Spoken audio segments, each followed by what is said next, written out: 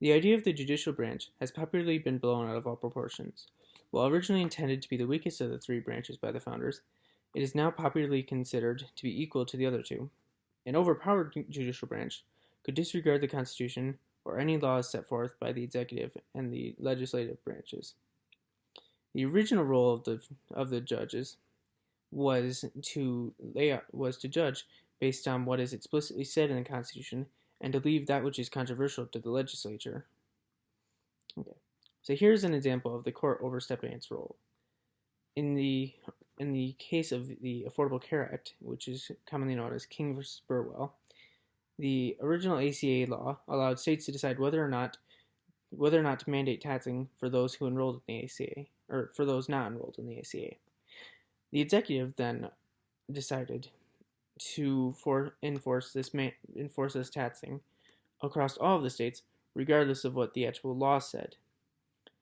Then, when it was brought to the Supreme Court ruled in favor of the executive, saying, well, they went along with the law, but in all their speeches. But when it came to the actual decision, they decided to support it regardless of what the legislature had actually stated. In this way, they were overstepping their laws and encroaching on the legislative branch. This impacts you because the Constitution is the contract between the government and the people. And when the government does not follow the contract, then in some parts, then it doesn't need to follow it all. A corrupt judge who tries to legislate disregards the Constitution and no longer restricts the government from taking away your rights, or forming a tyranny or a mob rule system. This may even become an oligarchy. They may even become an oligarchy themselves because they could disregard their own impeachments, calling it unconstitutional. You need to understand that a government, which has the ability to perpetually grow its power, is in fact a tyranny. Maybe not today, but it will eventually. This was stated in James Madison's paper in the Federalist Papers. Some people say that the Constitution is a living document, that its meaning can change. The meaning of the Constitution is decided in elections, where you elect the legislature, which could possibly change the Constitution through this process that was set forth in it. That falls underneath the state and national legislatures, not the judges. The judges are to decide whether or not the Constitution explicitly says no or yes to something, according to Article 3, Section 2 of the Constitution. If someone were to say that an unrestricted government is not horrible now, does not need to be restricted? How can you ensure that it will remain benevolent? The Roman Republic did not. Shown in many places, but very famously in the trial of Gaius Verres, where he was the governor of Sicily, and yet he, using the powers allotted to him by the governor, by being a colonial governor, was able to appoint and remove judges as he saw fit, according to the results they got, and which allowed him to do many criminal things, including cheating many people out of their wills. Or in the trial of Peter Zenger, where Peter Zenger was a newspaper man. He was a printer, and he printed reports. He printed papers that were unfavorable to the British governor at the time of New York, and was promptly imprisoned. And then in his trial, the governor repeatedly did the same thing as Gaius Verres, and he removed judges or threatened to fire judges that would support Peter Zenger in a fair trial. So they based their results off of this. Let me see. In both cases, a previously benevolent government took the powers allowed to have and became a tyranny, and both were possible because of an executive who appointed judges who would work for him. This is also another thing.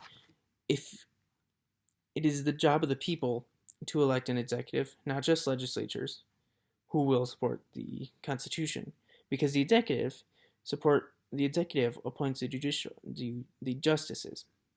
So if we appoint a executive who does not understand or support the judicial system, we cannot have a strong judicial system if any openings arise.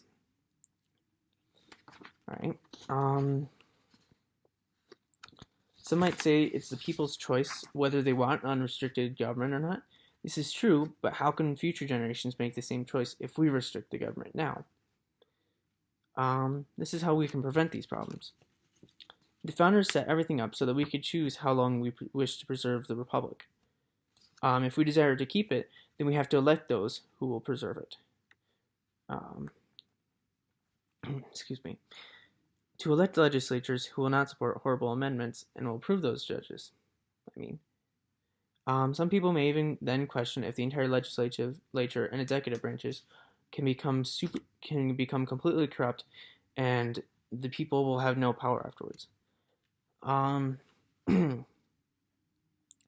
Unless there is a fraudulent election or an outright coup, this is extremely unlikely, because in order for there to be such a complete takeover, you would need to have this group get together and say they're going to do a certain thing, but then completely disregard what they're going to do.